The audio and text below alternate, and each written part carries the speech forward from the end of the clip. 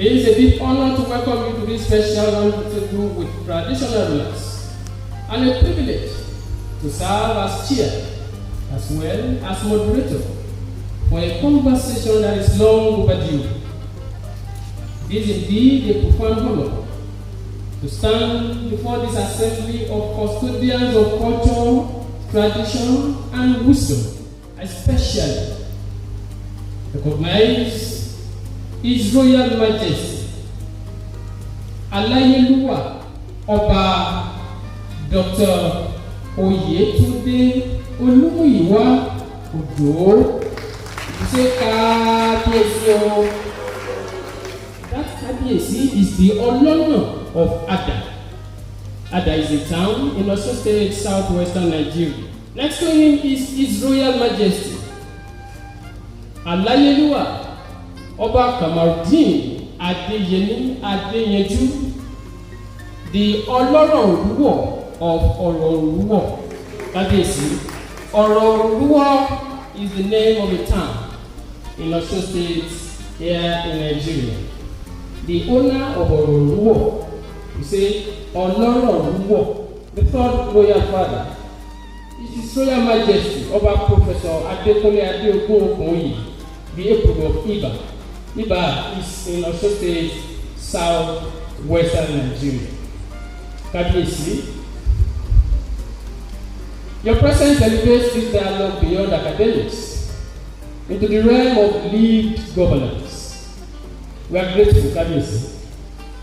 The thing before us is deliberately provocative. The problem with solutions. We live in an age where every challenge has a project. Every project has a framework. And every framework has 17 goals.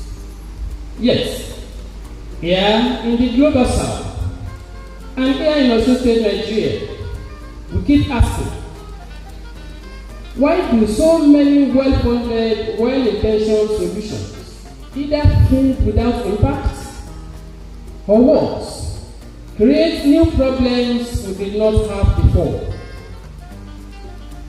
What makes solutions effective in traditional societies? Why do problems remain intractable in recent times? Why do solutions to problems engender more problems in our society? The last speaker just gave us some, as far as I comes is concerned. The thing today addresses dares us to ask an uncomfortable question. Kabiyesi, what if the problem is with our solutions? Across the global south, we have seen decades of blueprints, frameworks, and 17 goal checklists. Yet, in many of our communities, from Osogbo to Igbo, Iba to Inisha, from Ada to Ọ̀rọ̀ Òrùwọ̀, solutions arrive with fanfare and leave with frustration. Sometimes they solve nothing. About 3 speakers have alluded to that earlier today. Sometimes they solve nothing. Sometimes they create new problems. Ladies and gentlemen, to answer that, we brought wisdom into this auditorium. Our traditional institutions governed communities for centuries before development became an industry. They resolved conflicts amicably. They managed lands. They sustained ecosystems. They enforced accountability and transferred values across generations. Solutions in those systems were not dropped from the outside. These solutions were slow, yes, but they were sticky. They lasted because they were born out of consensus, legitimacy, and a sense of duty to both the ancestors and children unborn. So today, we have two hard set of questions.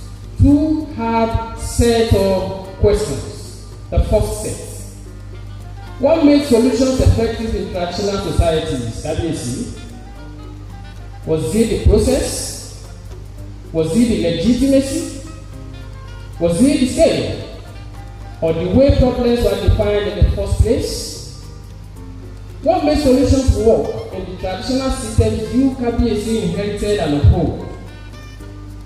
Was it the process, the scale, the moral authority, or how the problem itself was defined? The second set of questions. Why do many modern solutions feel brittle? Do they fail because they misunderstand the problem? Do they fail because they bypass local authority? Or optimize for donor timelines instead of community time? Why do many modern interventions feel alien and brittle? Do they fail because they bypass the palace? Do they fail because they compress time or mistake silence for consent? The SDGs call for localization. But localization is not translation. It is not taking a global template and painting it with local colors. It is starting with the logic of Oshoko, logic of Iba, Ororuwo, Ada, Kuta, and Idosh, and asking what sustainable means there first. So, KBC, your presence here is key. The SDG framework recognizes the role of culture, institutions, and local ownership as subscribed to earlier today by Professor John Mayer in his keynote speech and Ambassador Caroline Woko's paper. But frameworks don't implement themselves, KBC. People do. And no one understands the sociology of this land better than the custodians of its tradition. That's why you are here strategically, KBC. My role as chair and moderator of this dialogue is simple: to ensure we listen to the perspectives of the owners of the land, to push beyond polite consensus and to surface insights that GASP and our policy partners can act on. We are not here to trade names. The goal is to interrogate solutions so we can build better ones. Solutions that are rooted, respected, and resilient. We are here to mine your royal institutions for design principles that can make today's solution wiser, rooted, and enduring.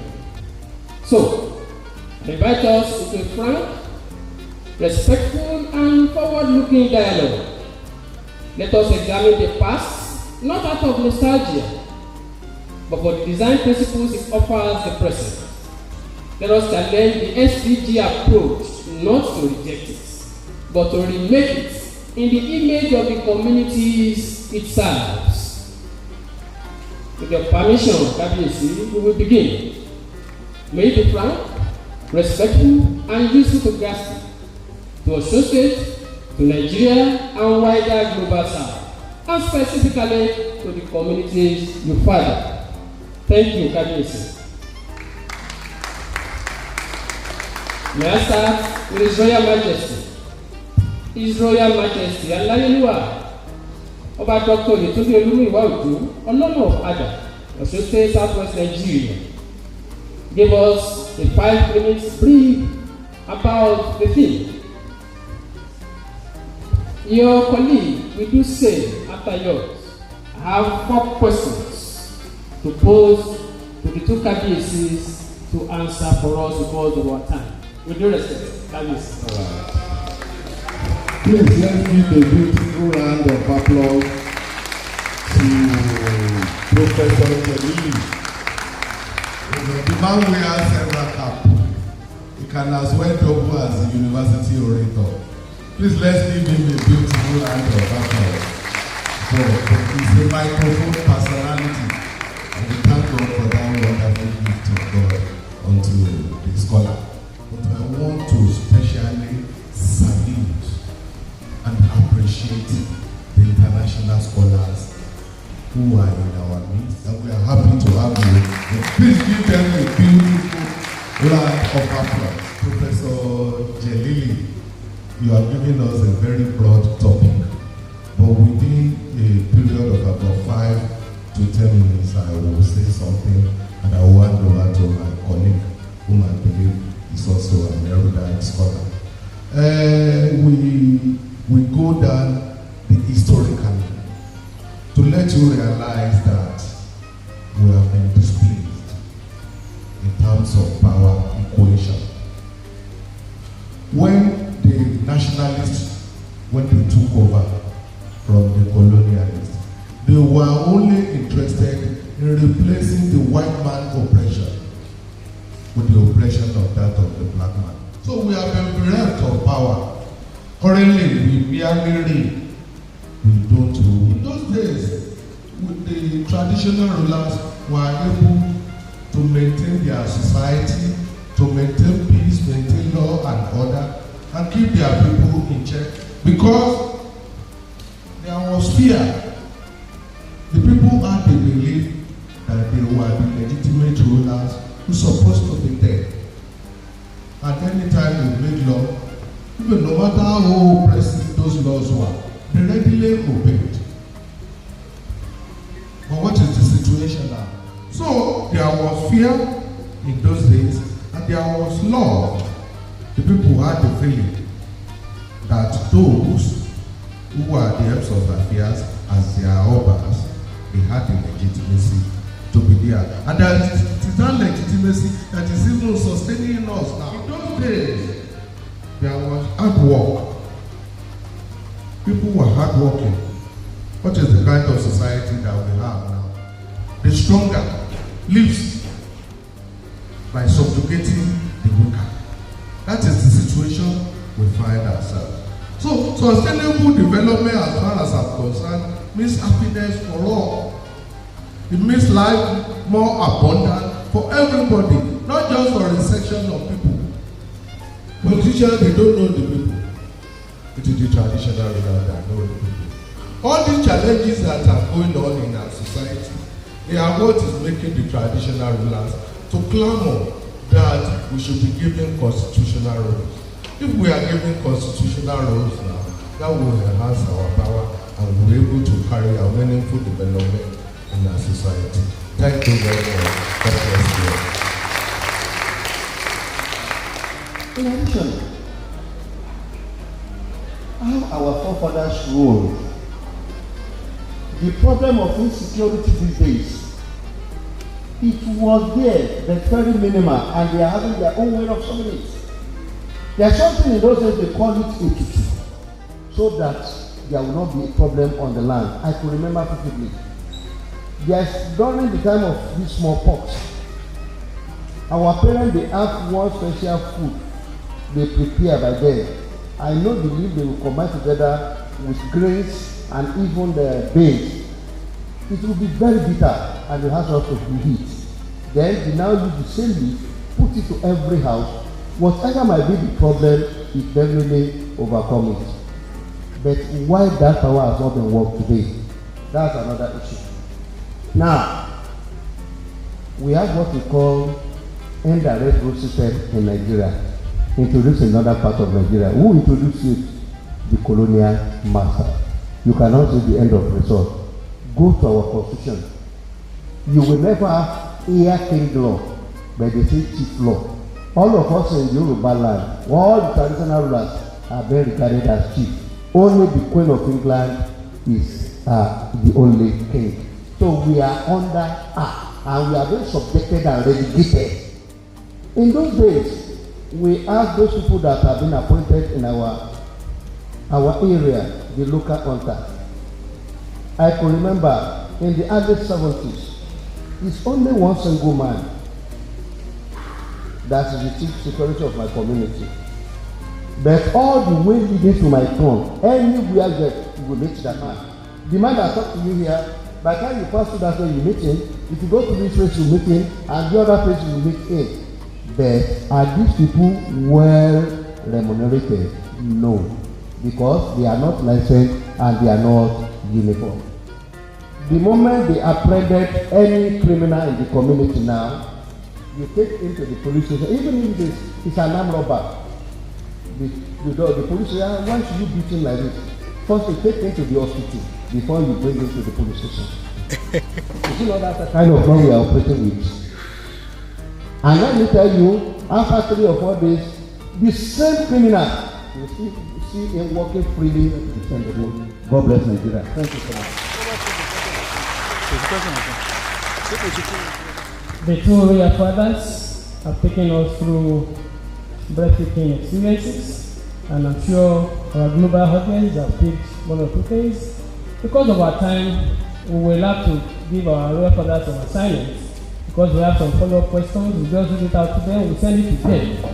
KBC will help us put something together that this, the organizers of this conference will upload as part of papers presented here. It's because of our time. KBC would have asked questions on legitimacy versus compliance. In the past, the solution from the palace was obeyed because of who gives. From your experience, KBC, what makes a community accept a solution as theirs rather than government? You help us put something down on KBC. Often, we design solutions for poverty or climate as outsiders define them. But in Iba, in Ada, or war, what counts as a problem might be different. Can you share an example, KBC, where a modern project solved the wrong problem because it didn't start by listening to what the town needed? And KBC, on unintended consequences, what accountability mechanism existed to catch a solution that was becoming a new problem? Closing charge, KBC. Our distinguished fathers, thank you for the truth you have spoken today. If there is one thing this auditorium has made clear, it is this: that solutions without roots may not bear fruits. You have reminded us that legitimacy is not a line in a log frame, listening is not a checkbox, and sustainability is not measured in project cycles, but in generations. By returning to the logic of consensus, accountability to the unborn, and solutions that grow as from the soil of River, Ada, Ibokon, and Ororuo, etc. So my charge to all of us here, scholars, practitioners, government, is simple. Stop translating global goals. Start building local truths. Let this next solution we design begin not in a workshop in Abuja or New York, but here with the wisdom of the truth. KBC, do not take your time or your counsel lightly. Àgbà kì í wà lọ́jà kí orí ọmọ tuntun wọ́. When elders are in the market, the head of the newborn will not twist. May what we said here today travel beyond this auditorium into policy, into practice, and into the lives of the people you father. Adúpẹ́ púpọ̀ kájú pẹ́ lórí bí bàtà pẹ́ lẹ́sẹ̀. May the spirit continue to speak, and may we have the humility to listen. Thank you very much.